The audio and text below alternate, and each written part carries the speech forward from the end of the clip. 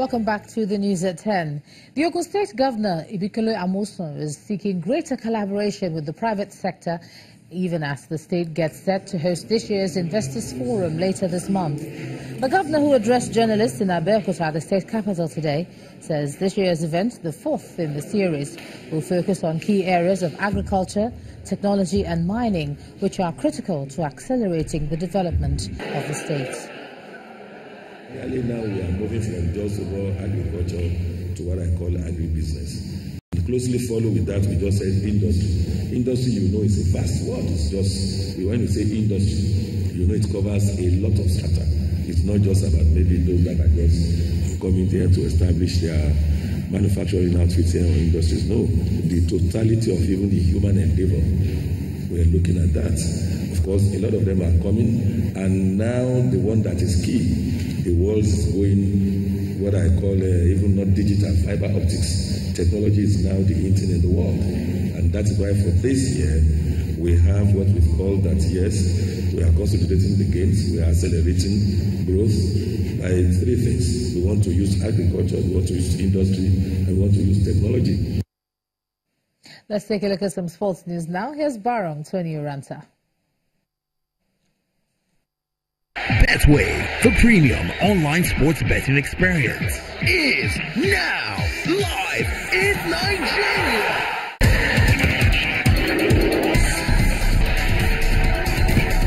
Thank you, Ujoma. Welcome to Sports News. The Nigeria Basketball Federation has released its official team roster for the 2018 Commonwealth Games in Gold Coast, Australia. The team, made up of 6 home-based players and 6 foreign-based players, will be captained by Ike Diogu, who features in the Chinese League.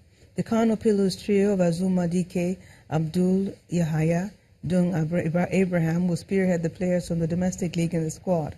Other players from the home front include Musa Usman, Abdul Wahab, Yakubu, Stefanus Sylvanus. Nigeria is in Group A, along hosts Australia, New Zealand and Canada.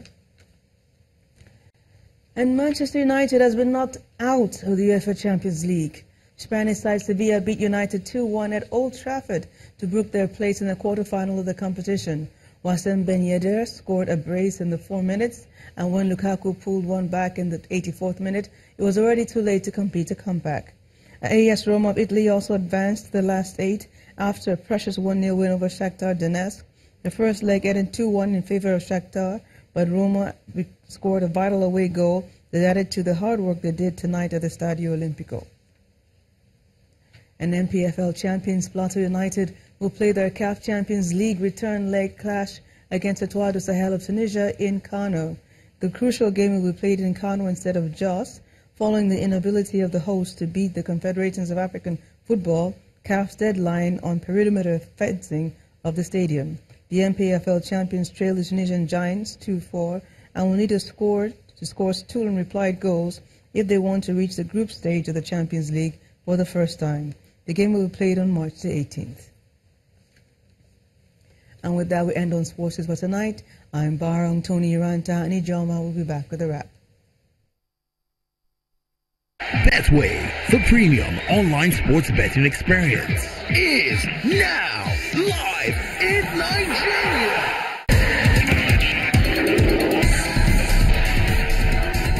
Thanks a lot, Barong. U.S. President Donald Trump has fired Secretary of State Rex Tillerson, and the announcement was made by President Trump himself via Twitter. The change in leadership of the State Department comes at a time when President Trump has agreed to meet with the North Korean leader, Kim Jong-un. Tremendous energy, tremendous intellect. We're always on the same wavelength. The relationship has been very good, and that's what I need as Secretary of State. I wish Rex Tillerson well.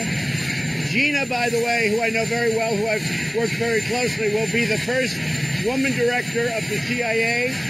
She's an outstanding person who also I have gotten to know very well. So I've gotten to know a lot of people very well over the last year.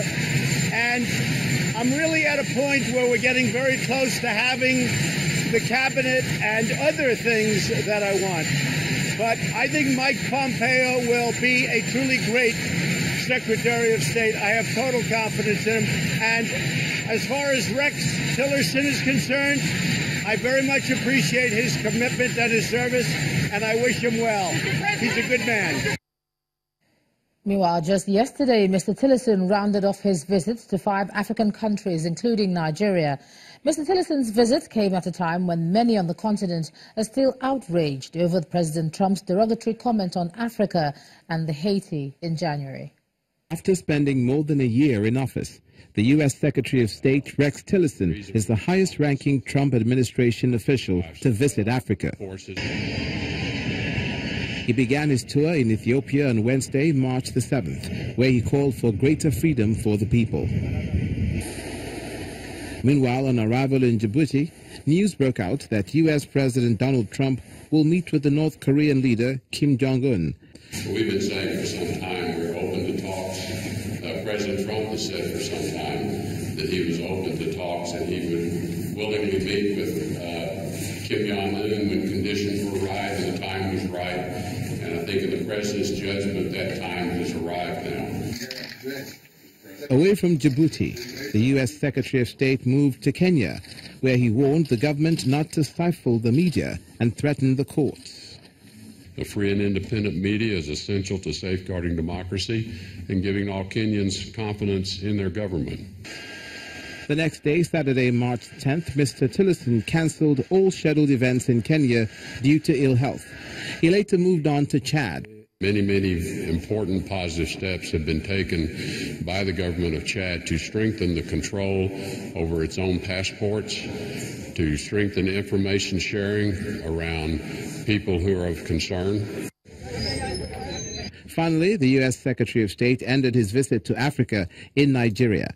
Mr. Tillerson promised that the United States will provide training, support, advice and information to the Nigerian government to secure the release of the 110 missing Dapchi schoolgirls. So the United States is very engaged in that coordinated effort as well, both in supporting equipping, training, and where we can advise and provide information. I think that's the best way we can help the government of Nigeria secure the release of these girls. Initially, Mr. Tillerson had planned to spend the night in Nigeria before flying home, but he had to cut short his visit to return to Washington in order to deal with urgent matters back home. And the main news again. President Muhammadu Buhari today declined assent to the amendment of the 2010 Electoral Act seeking to change the sequence of the 2019 elections. The president, in a letter to the National Assembly, explained that assenting to the bill would infringe on INEC's constitutional right to conduct elections. And that's the news at 10 tonight. Thanks a lot for staying with us. I'm Ijoma Bunyato. Good night.